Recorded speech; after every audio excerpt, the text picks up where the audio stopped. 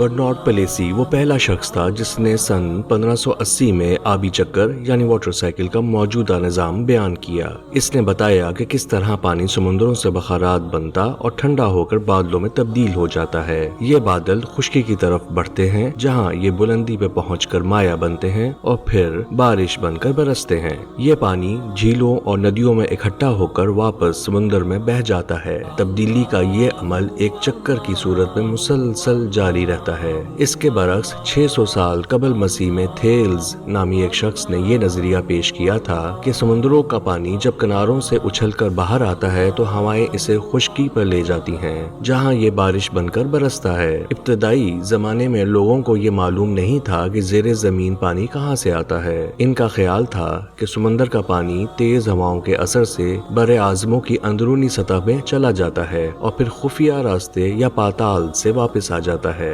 افلاطون کے عہد تک یہ سمجھا جاتا تھا کہ یہ راستہ سمندر سے جڑا ہوتا ہے۔ اسے ٹارٹرس کہا جاتا تھا۔ 18ویں صدی کا عظیم مفکر ایون ڈیسکارٹس بھی اس نظریے کی تائید کرتا تھا۔ افلاطون کے شاگرد ارسطو کے نظریے کے مطابق پانی ٹھنڈے پہاڑی غاروں سے کثیف ہو کر زیر زمین جھیلیں بناتا ہے اور یہی جھیلیں چشموں کو بھر دیتی ہیں۔ آج ہمیں یہ معلوم ہے کہ بارش کا پانی جو زمین کے شگافوں سے رستا ہوا نیچے پہنچتا ہے وہی ان چشموں کو بھرتا ہے۔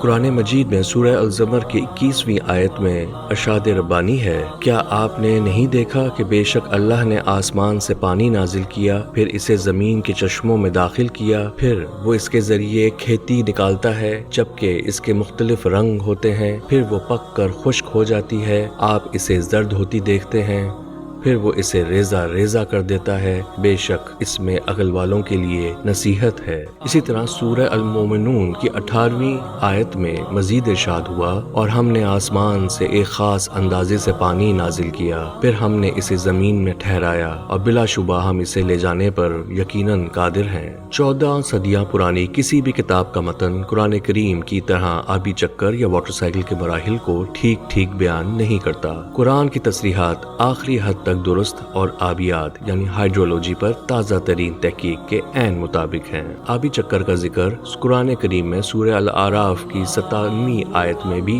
آیا ہے۔ وہاں ارشاد ربانی ہے، اور وہی تو ہے جو اپنی رحمت سے پہلے خوشخبری دینے والی ہوائیں بھیجتا ہے، حتیٰ کہ جب وہ ہوائیں بھاری بادلوں کو اٹھاتی ہیں تو ہم انہیں کسی مردہ شہر کی طرف ہانک دیتے ہیں، پھر ہم ان کے ذریعے زمین سے ہر طرح کے پھل نکالتے ہیں۔ اسی طرح ہم مردوں کو قبروں سے نکالیں گے تاکہ تم نصیحت حاصل کرو۔ اسی طرح سورہ الرعد کی 17ویں آیت میں ارشاد ربانی ہے، اللہ نے آسمان سے پانی نازل کیا تو ندی نالے اپنی اپنی گنجائش کے مطابق بہہ نکلے، پھر سیلاب پھولا ہوا جاگ اوپر لے آیا، اور ان دھاتوں میں سے بھی جنہیں زیور یا سامان بنانے کے لیے آگ میں پگھلاتے ہیں اسی طرح کا جھاگ اٹھاتا ہے۔ اللہ اسی طرح حق اور باطل کی مثال بیان کرتا ہے۔ چنانچہ جو جھاگ ہے وہ سوکھ کر زائل ہو جاتا ہے، اور جو چیز انسان کو فائدہ دیتی ہے وہ زمین میں باقی رہتی ہے۔ اللہ اسی طرح مثالیں بیان کرتا ہے۔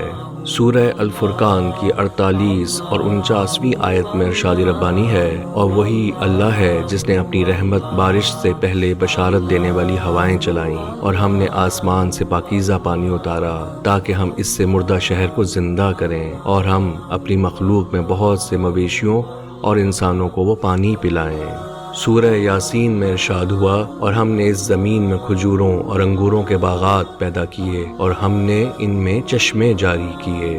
سورہ الواقعہ کی آیت نمبر 67 اور 70 میں ارشاد ربانی ہے، بھلا بتاؤ تو وہ پانی جو تم پیتے ہو کیا وہ تم نے بادلوں سے نازل کیا ہے یا ہم نازل کرنے والے ہیں؟ اگر ہم چاہیں تو اسے کھارا کر دیں، پھر تم شکر کیوں نہیں کرتے؟